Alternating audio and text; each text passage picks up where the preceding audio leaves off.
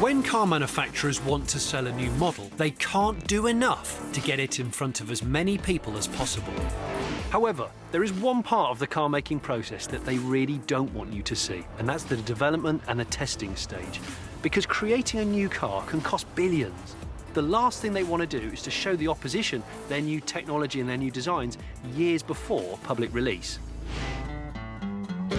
Take this Kia Stinger GTS, for example. It's Kia's fastest ever car, and okay, it's now on sale worldwide, but not so long ago it would have been a highly classified project being tested at a top secret location such as this.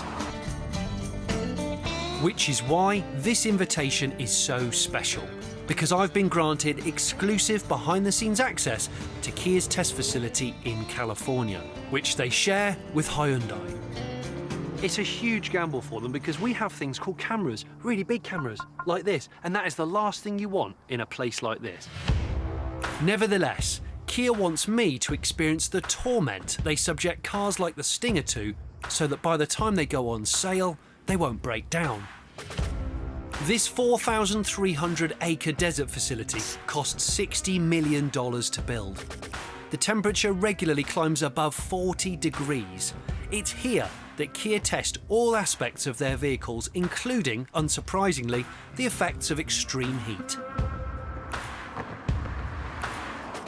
It's divided into a series of punishing courses, so I'm going to see just how well Kia has done their homework with the Stinger and find out if it will survive some of the hottest, most grueling challenges a road car could ever be put through.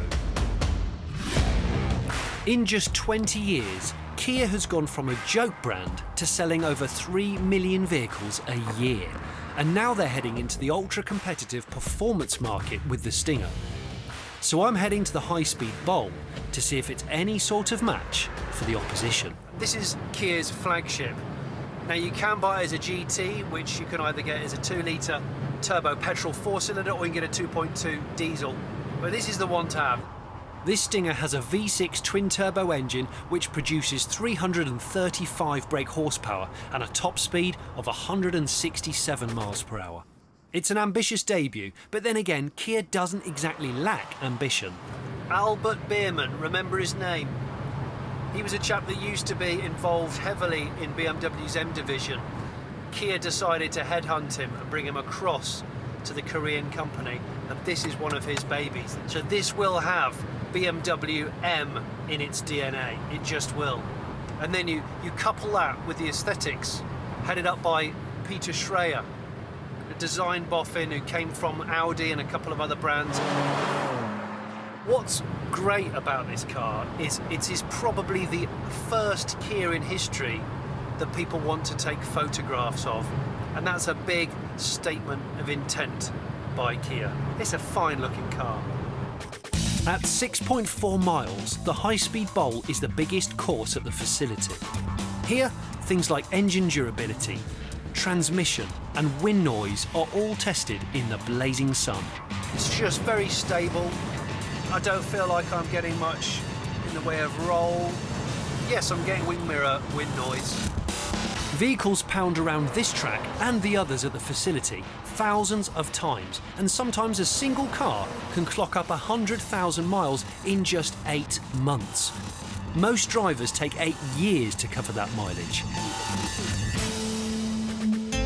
It was the reliability that emerged from this sort of intensive testing that allowed Kia to be the first manufacturer to offer a 7-year, 100,000-mile warranty. Each of the courses is designed to punish a different bit of the car.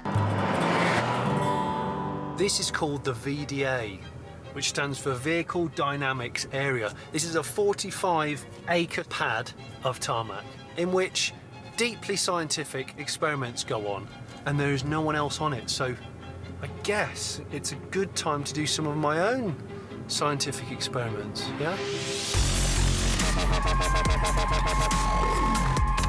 The VDA is a massive playground where cars can be subjected to all manner of violent manoeuvres, such as extreme braking and cornering tests.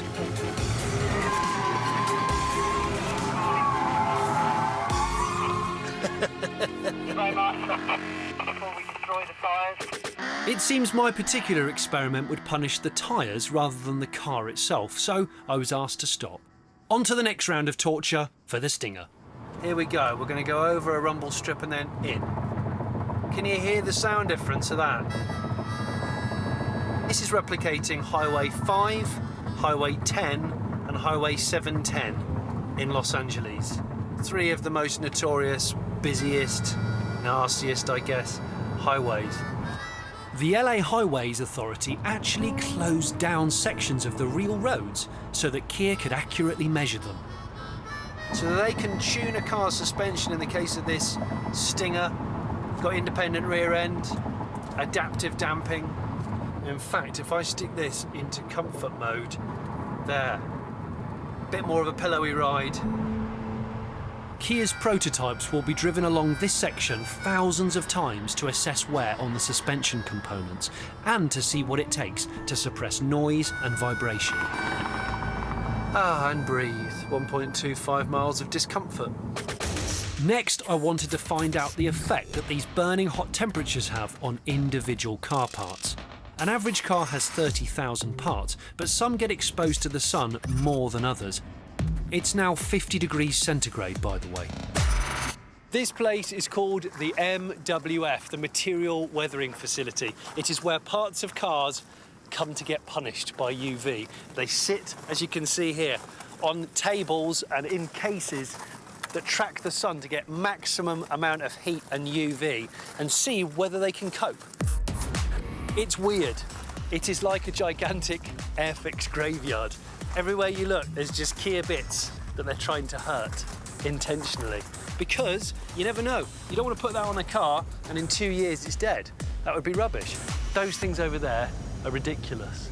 Those cases. You want to go and look at these? There's interior bits in there getting baked to death. Hopefully not death. Hopefully not, because then that means they're good. Parts sit here for between 4 and 6 months to see if they'll warp, fade or crack, and occasionally they do succumb to Mother Nature. So before I did too, I decided to move on and visit, oh the joy, yet another suspension test. This area is called the durability loop, and really it's a torture garden for suspension. This is 17 miles an hour on this surface. It's like raised block paving. It's horrific. It's really punishing on suspension bushes, suspension links, track rod ends, and also interior components, like everything that's clipped on, really, that suffers from fatigue. Oh, that is really horrible. Oh, okay, that was a bit soon after lunch, that. Frankly, I'd had enough after about 30 seconds. Kia subjects their cars to this 24 hours a day, 7 days a week, for months on end. Now, you'd think that only the four-wheel drive models are subjected to this. Not true. All of Kia's models are put through this. The point of this is a desert dirt road that's uneven and it's extremely dusty. It does two things here. We're testing for, again, suspension wear and suspension damage, but we're also testing for dust ingress. Dust and sand is a killer. It accelerates the wear of so many mechanical components. It is one of the biggest nemesises of the internal combustion engine, actually. After all that, my sandy Stinger needed a wash. Except, of course, this isn't a normal car wash, because the water that's coming out of these sprinklers isn't fresh water, it's seawater. This is simulating pretty much parking a car next to the seafront in a seaside town in a really stormy, angry day. And as you know, sea spray and salt water really hurts cars.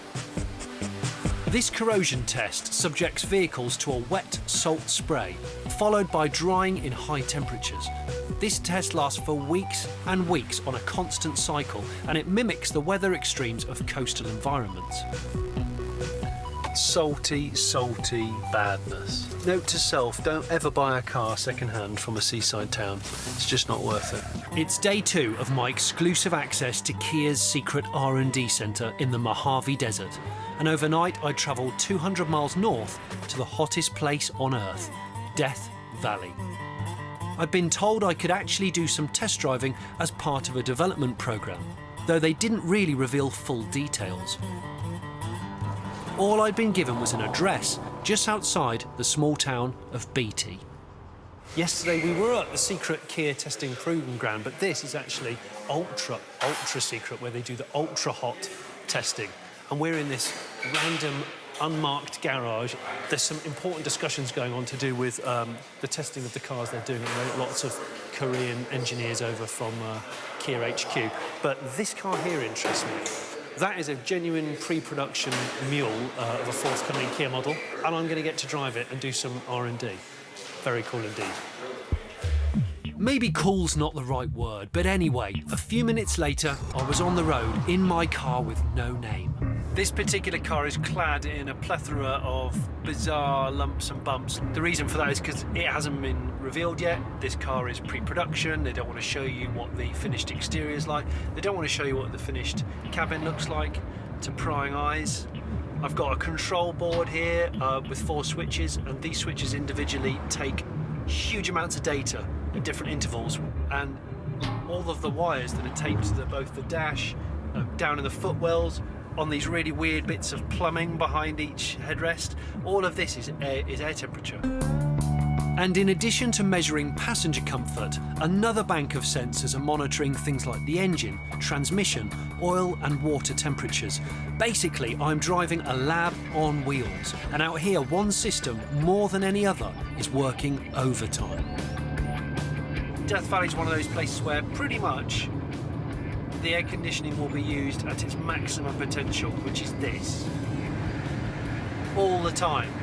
Why would you use the air conditioning anything other than maximum when the temperature outside is like 50 degrees Celsius? It's just stupid out there. It doesn't look it on camera, but it is stupid. Stupidly hot.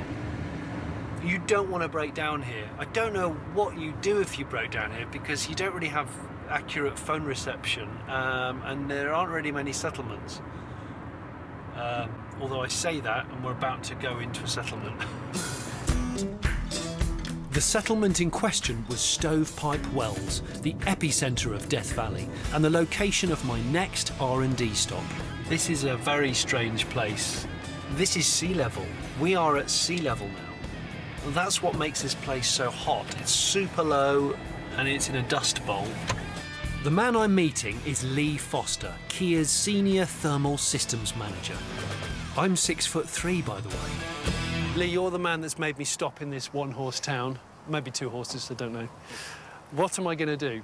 Well, we're here to do a hot soak test. So we're going to heat up this car to about 60 degrees Celsius. It takes about an hour. Okay. After it heats up to that temperature, you need to get in it quickly without letting the heat out. And then as soon as you get in, you turn on the air conditioning, and right away you're going to go up this hill. And the hill goes from sea level we're at now to about 5,000 feet over about 17 miles. Wow, okay, so quite an elevation. Yeah, it's a severe test. What are you going to do? Time how successful the air conditioning is at bringing down the cabin temperature? That's correct. So we look at how fast the air conditioning comes down, how cool the powertrain is. Yeah. So if the engine cools down properly, yeah, how much power you have, and there's no torque reduction. In the meantime then, while we're waiting for this to bake, can we go somewhere a little colder? Oh, absolutely. My face is going to fall off in a minute. Gonna have to walk like this.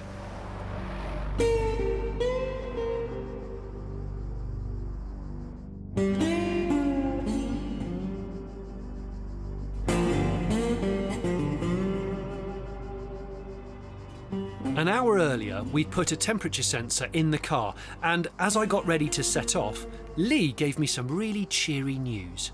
Okay, Johnny, we've had a good soak. Yeah. We're up to 68. 68 degrees Celsius. Yeah, that's a good test. Is that safe for me to go in there? Maybe. I'm hot out here, let alone in there. Right, so find out. Go in, turn on the ignition, whack the AC up, maximum, leave. There you go. All right. Good luck. Do I need to fill any forms out before I do this? Oh, it's too late.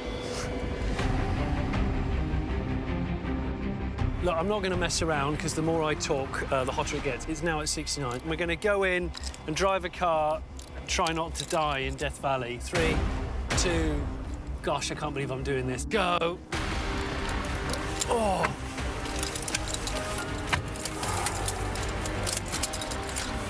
Oh, my goodness. The seatbelt's actually burning me. The steering wheel is really, really hot. I'm going to have to put my shades on, I'm so sorry. Actually, my shades are burning the bridge of my nose. Oh. The only thing I wanted to do right now was jump into a bath of cold water. But I was Kia's test driver for the day, so I had to press on. Aircon is on full chat. Ow. And, ow. Oh my goodness, I've never had perspiration fall out of me so quickly. So the outside is 48, 49 degrees. Inside is still 70. I needed the AC to kick in or I was going to melt. And it would also pay me to crack on because for every 1,000 feet that I climbed, the outside temperature would drop by 2 degrees C. So that's 10 degrees cooler by the top. Just seen a sign that we passed then that said, danger of overheating, turn off AC. Not a chance. Not a chance. Look at my head. In fact, air conditioning systems can work the engine up to 15% harder, which increases its temperature. But if the vehicle can survive this, it can survive hot conditions anywhere in the world. I feel so sorry for my pants and trousers right now. As I pass the 1,000 foot mark, finally, some good news. Down to 68. Hallelujah. Down to 68 degrees. Goodness me. 68. Just to remind you, we are still talking centigrade, or 154 Fahrenheit if you prefer. My foot on the throttle pedal is actually burning. It's got so hot, I'm having to let off the throttle and just arrest it a little bit. And I wasn't the only one suffering, because I also had the poor cameraman on board with me. What are you feeling? It's warm. I'm sweating like that. Your face looks like a water feature. Yeah. It's amazing how the body can cope with such extreme stress. But by the time we reached the top 10 minutes later, the AC had finally won the battle. There you have it, 17 miles, 5,000 feet of elevation. I've managed to get the interior of that Kia down to 34 degrees. Trust me, it feels like a fridge in there now. Having witnessed firsthand the incredible lengths Kia goes to prepare their cars for just about anything, it's no wonder people take their product very seriously these days. They've come a long way in 20 years, and it looks like this manufacturer still has plenty of ambition left.